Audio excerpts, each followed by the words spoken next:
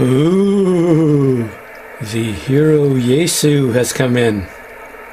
I'm excited. 980 Pro.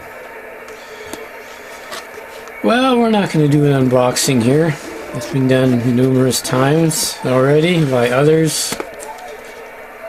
I only like to do things that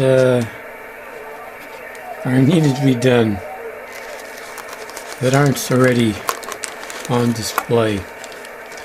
So for me, this is my first hands-on. We're just going to pull it out here, just give you my initial feedback, and then we'll get this thing installed as quick as we can. But my first impressions are, you know, I like this power connector. You know, we're all used to the old unit and 3-pin. It's pretty, with a 10 gauge, nice connector. And then coming to this, look at this. Look, but feel. This feels like a solid brick. This is nice. It's got some weight to it, I'm impressed.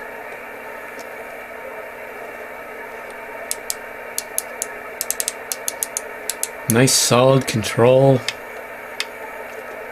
Man, it feels good. From what we've seen already, the display, that's what sold me on how we can get this showing up. I like nice little fan, SO239.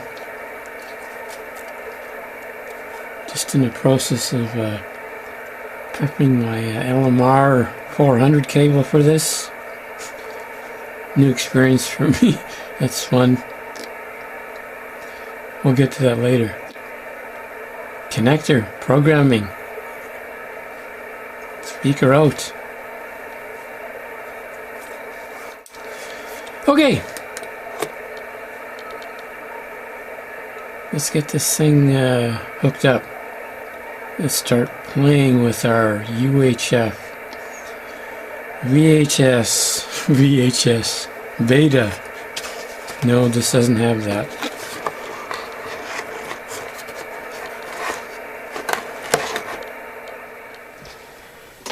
Next step in the process. Can't play with a radio unless I have a antenna.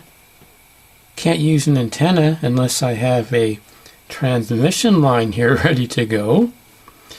So that's why we're on this step. Play with the radio later. So what you have in front of you is a LMR clone, KMR-400.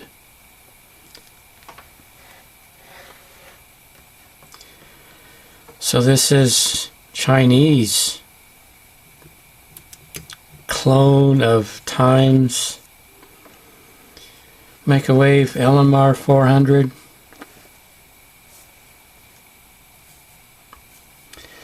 Got it from Amazon.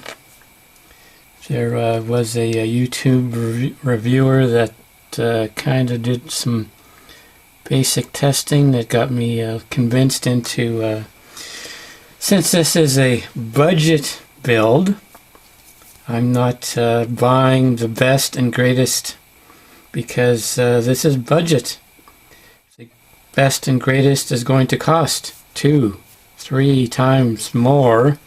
So we're not going that route. We're going with the alternatives. So, KMR-400. Got this end here getting ready to put on my compression connector. A messy and Poloni clone, of course. Made in China. Got this off Amazon as well too. The manufacturer, XRDS-RF, did these Messi and Poloni clones, compression connectors, and they also did this KMR cable. So these two are going to fit. Comparing the new compression connector with the old 259s, we can see that there's quite a physical difference. And the weight of this connector is substantial. It's noticeable. It's a quality connector. It's not a plastic connector. So I don't have test results. You know, the news isn't in yet, but on my part. But you know, so far, you know, the quality construction of the cable and this connector appear to be okay so far. So I had an abundance of these old Amphenol connectors, and I planned on using them. But as I was going through my preparation, and we can see here I've gone through a few failed attempts of preparing, that when I was looking into using these older style connectors, I found that the dielectric here, it has a larger diameter than the old RJ8s, and therefore I could not get this to fit in there because it's just too large. I did see that there was a video or two on YouTube that others have successfully, I guess, got these operational. They probably trimmed this so they could fit in there or whatever. I didn't bother to go through that route. Since I got this compression connector, or a pair of them, came with this package. And did I mention I got that off of Amazon? Came with some heat shrink.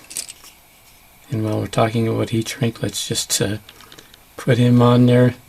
We know how we forget about putting on these pieces that need to be put on. We forget. And of course, with this compression connector, I am not going to show you how this construction is done. Others have already done that.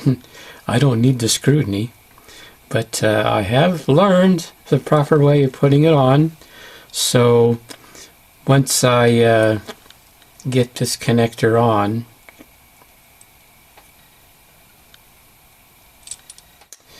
I will do that behind the scenes. There's a couple pieces here in there. I won't necessarily pop those out of order, but I'll get this connector on.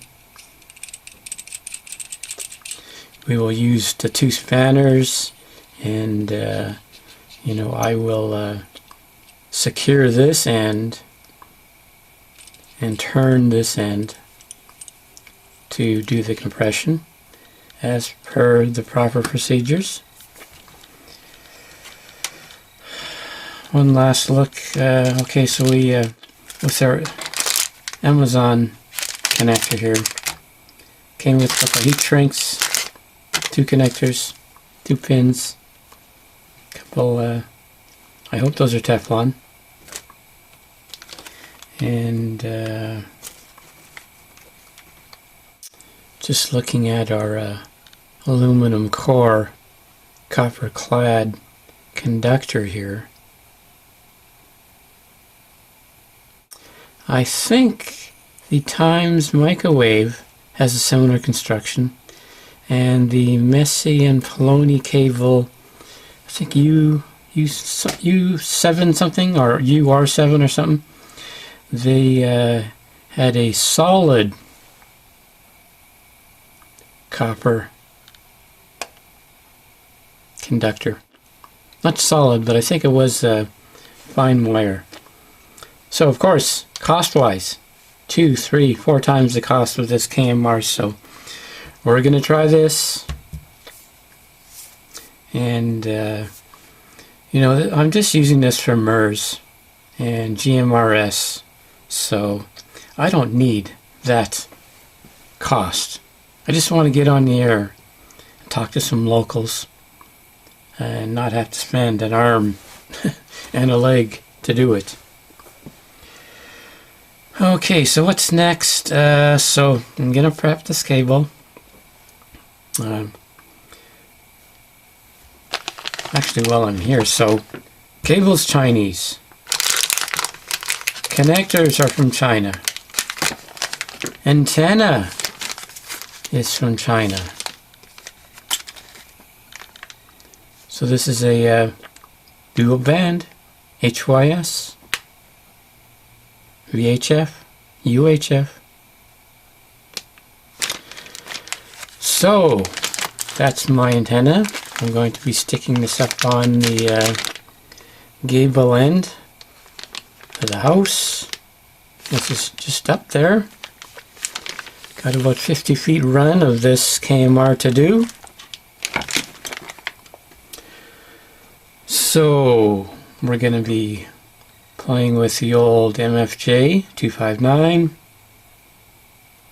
And I also have a nano VNA. Who doesn't have one of those? That will be doing testing our cable here. And not going to be able to test the antenna because this cable has to be run through the wall. And it's just a little too cold right now. It's winter time. And we'll get to that soon. But having said that, I think that's all for part 1. Thanks all to who have stayed this far with me, but come back and see how things go with part 2. Bye for now.